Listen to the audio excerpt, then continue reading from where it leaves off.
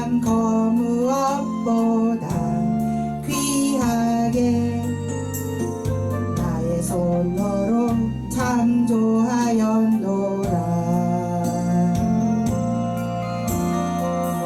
내가 너로 인하여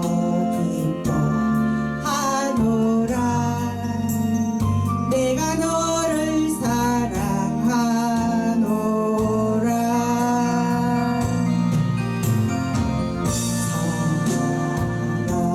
사랑해요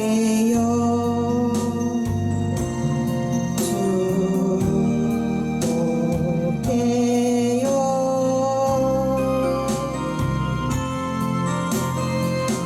당신의 마음에 우리의 사랑을 드려요.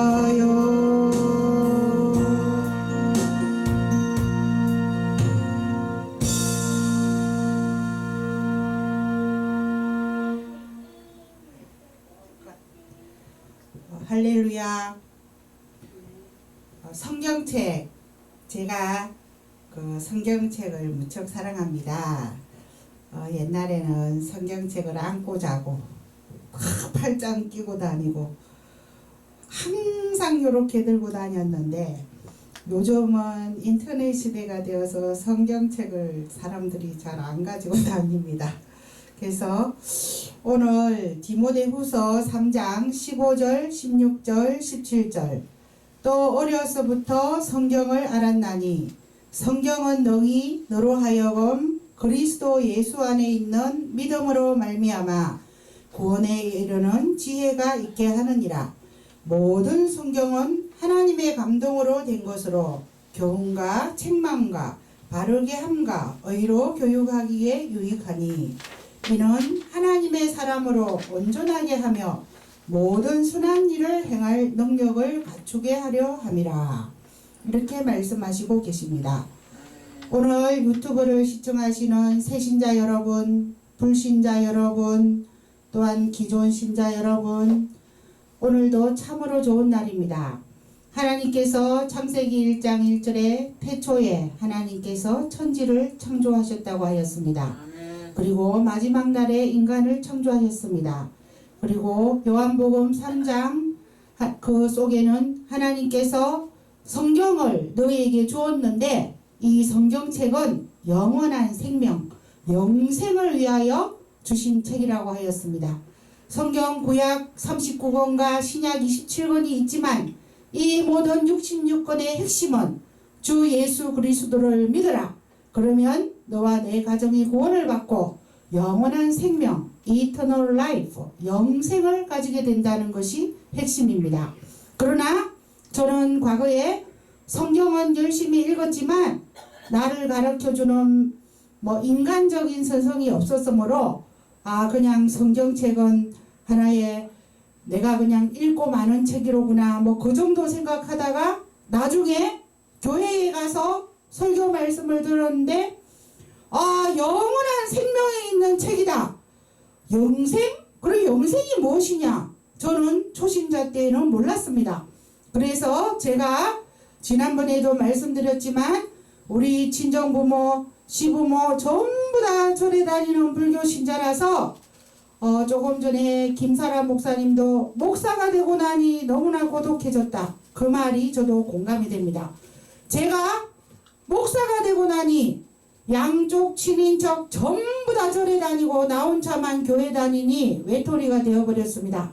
그래서 제가 방배동에 있는 절로 치면은 개척절, 개척교회 같은 포교원에 우리 친인척을 따라서 갔습니다. 거기 가서 불상 앞에서 앉아서 설교를 듣고 집에를 왔습니다.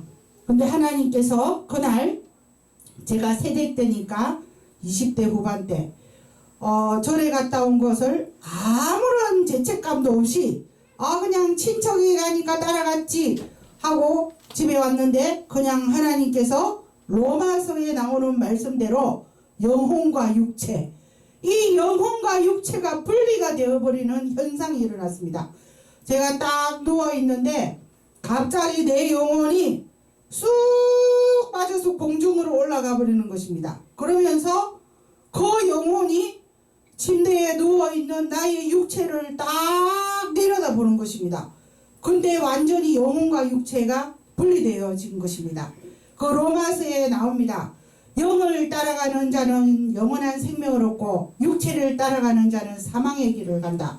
그래서 저는 육신의 정욕, 이 육신의 친인척을 따라서 잠시 절에 갔다 왔는데 하나님께서 진노하셔서 저를 영혼을 딱 빼서 죽음의 길로 올라가는 중에 제 영혼이 육체를 내려다봅니다.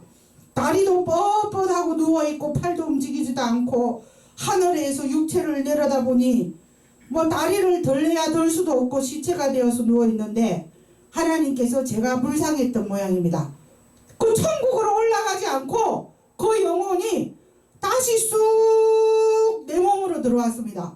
그러면서 영혼과 육체가 분리되었던 것이 다시 합체, 로봇으로 치면 두 로봇가 합체, 딱 다시 영혼과 육체가 딱 합쳐지니까 순간 다시 내 몸이 벌떡 일어나더니 걸어다닐 수가 있었습니다. 그래서 저는 너무나 깜짝 놀라서 나 금방 이거 죽었던 거 아니야?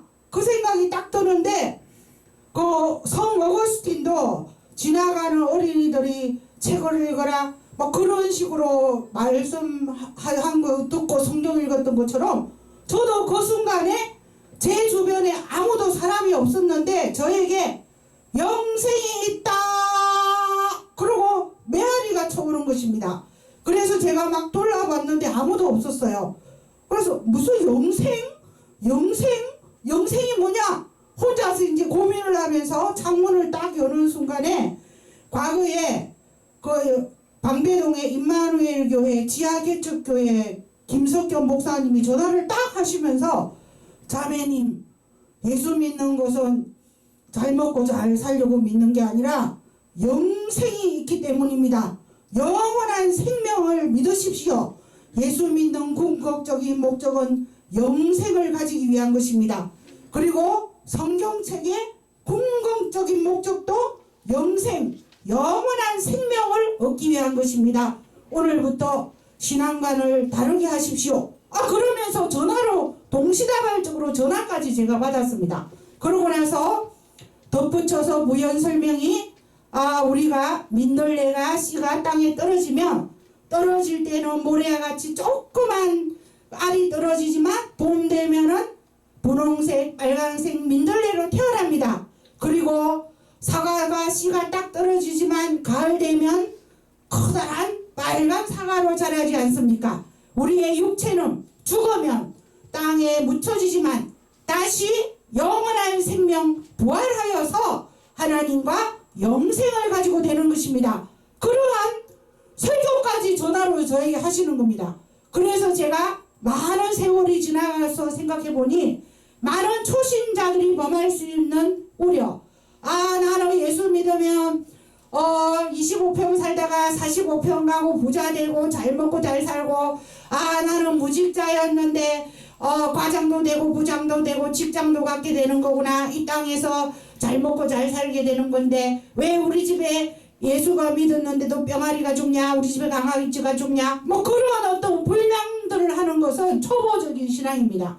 그래서 하나님께서 우리에게 성경책을 주신 궁극적인 목적은 영원한 생명, 영생을 얻기 위하여 우리에게 주신 것입니다. 그렇기 때문에 우리는 이 성경책을 읽을 때에 그냥 읽으면 육체적인 복을 받는 것에 자꾸만 초점을 맞추게 됩니다. 그런데 성경책 읽기 전에 하나님, 제가 이 성경 말씀을 읽을 때에 저의 눈을 열어주시고 주의 법의 귀한 것을 깨닫게 하여 주시옵소서 기도를 하고 성경책을 읽어야 하는 것입니다. 그러면 하나님께서 창출레민신 모세오경 혹은 시편 잠언 전도서 그런 구어체 쉬운 말씀을 깨닫게 해주시고 나중에 또 신약성경 마태복음, 마가복음, 누가복음, 요한복음에는 예수 그리스도의 3대 기사와 이적과 표적과 복음 전파와 또 문둥병자를 고치는 것과 눈먼 자를 고치는 것과 또한 귀신을 쫓아내는 곳과 그러한 많은 기적과 이적들이 들어있습니다. 그리고 사도행전에는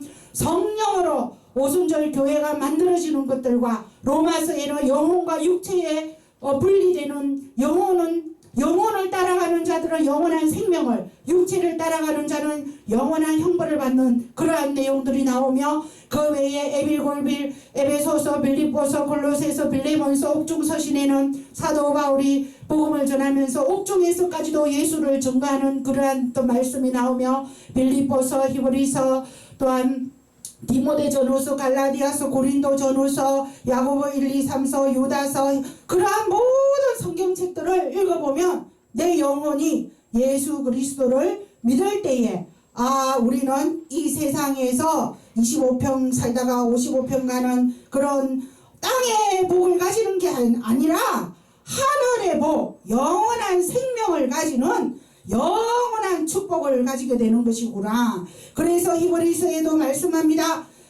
송아지나 염소의 피가 아니라 대제사장이신 예수 그리스도의 보혈로 말미암아 우리는 예수를 믿음으로 영원한 생명을 선물로 가지게 된다는 것입니다. 그리고 마지막 요한계시록까지 읽을 때에 주 예수께서 다시 오신다.